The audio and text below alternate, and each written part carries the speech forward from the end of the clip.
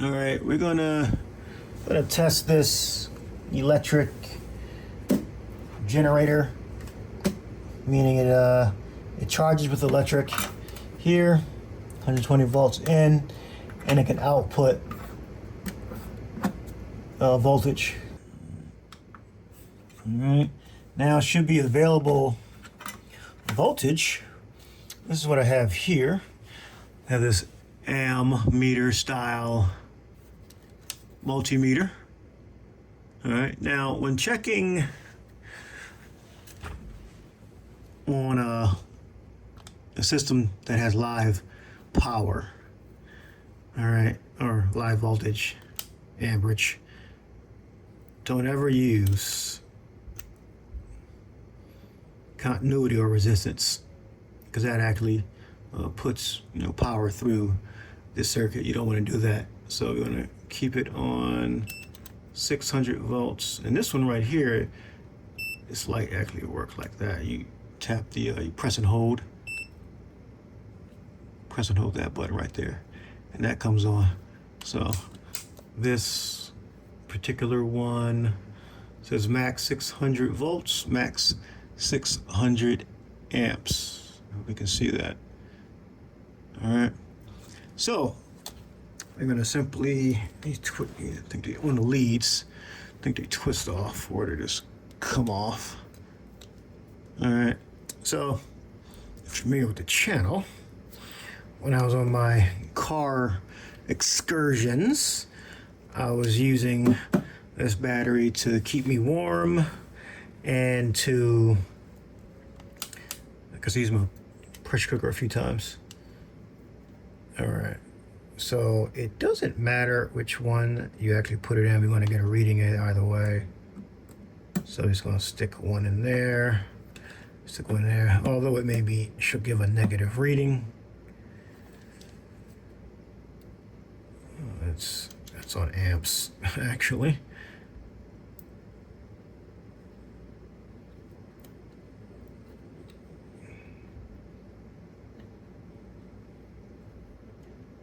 I'm reading 42 millivolts, which it's not the.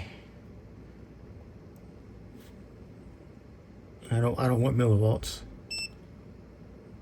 All right, so I clicked this SEL here, and you can, I don't know if you saw that. All right, yeah, there you see it. All right, so I was reading on auto, so I don't know. Can you read millivolts through the leads? Okay, maybe we go ghost reading.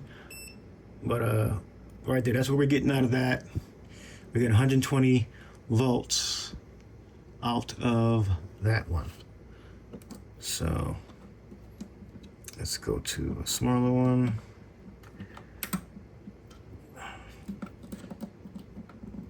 There. That's the one right here. You see what went with the ground right there. So let's hopefully it'll stay in. Okay, let's try to clip it like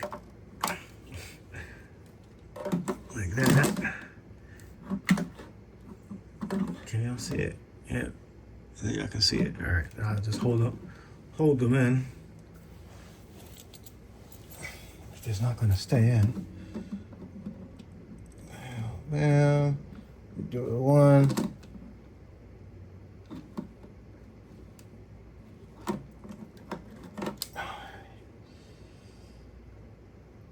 3 volts. That's not all the way in. There we go. Can y'all see that? Let me see, make sure you guys can see. 120 volts. So in automotive applications, you would just put on the car battery the positive and the negative. In-house, you have the neutral and the power, or the hot, neutral and the hot. So I'm sure they all work. Let's look at this one right here. Now if I had a cable to spare, I'd split a cable in half, not plugged in obviously, and separate the hot and the neutral, and use this guy right here, start powering things up. Well, that video is going to actually come soon. So you see it right there. So this actual AM multimeter can detect whether it's AC or DC because it's both there. Unless I got to toggle through it. No, I didn't toggle through AC or DC. So I think this is like an auto detect. Oh, it says auto there. All right. So it can detect AC and DC. So let me get a little closer. Okay, so the straight line is DC. The wavy line is alternating current, or AC. All right. And you look up here, these are their inputs. I believe this is solar. I think that's a reset button right there. I believe this is like a solar input, and that is 120 volt in. So in the car, I have the inverter, like a 1200 watt inverter hooked up to the battery, and I can charge this while I'm driving. And if I'm in a house, I can just hook it up right to, this is available right here. Right there, it is available. Hook it right there, and I'll plug right in. I have it programmed through the app, so it keeps it at about 80%. And I use it for, as like a UPS, uninterruptible power supply. Like that. I'll have to turn it around for you. Try not to stop the video, won't do any editing, so you can see everything. And I use it like to charge like my stuff when I'm at the workstation, making amazing videos for you guys. So it's already charging. I have it charging at 200 watts. So I like the very slow charges. So I have my USB cables plugged into it. One is for the headphones, and I got two USB Type-C cables. So my headphones are a little older. I forget what you call this type. My Bose Quiet Comfort 2s take this. And these are just traditional Type-C, just high data right here. No, at least they advertise it. They advertise it like that, 4K UHD. You push that, make it come on like that. So, yeah, it keeps it about 80%. I have it on.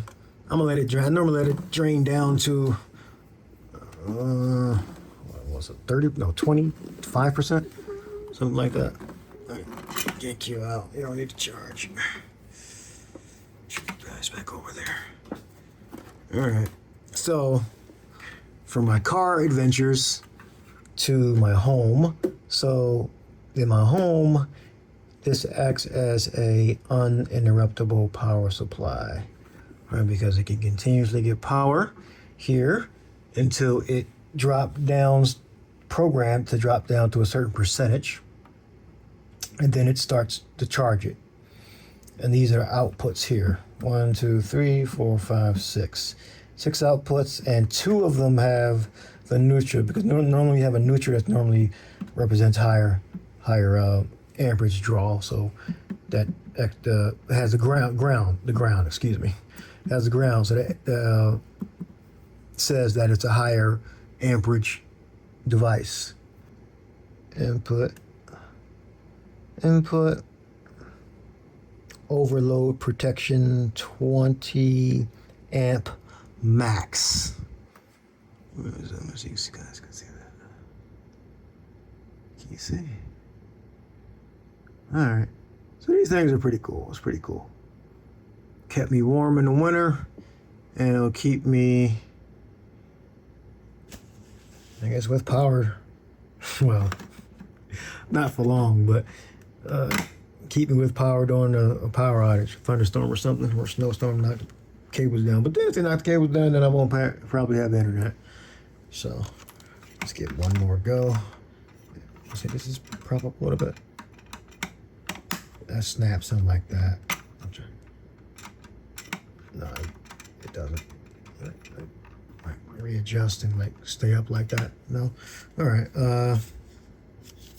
let's do the one with the ground. This is the ground here. Forgive me if I said neutral. Alright. So one is the neutral, one is the hot.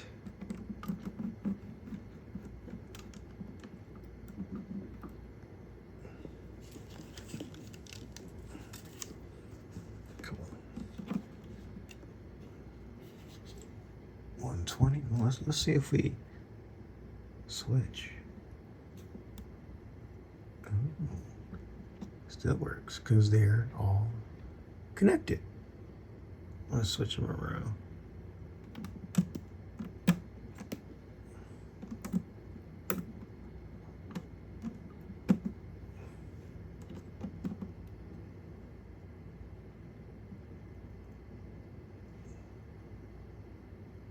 No, it doesn't matter. It doesn't read negative. Okay.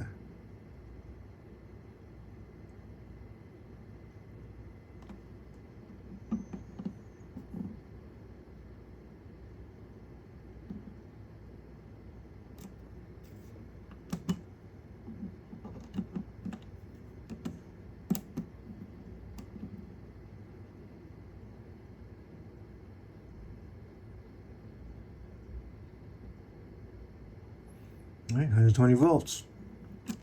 Well, hope you learned something. See you next video.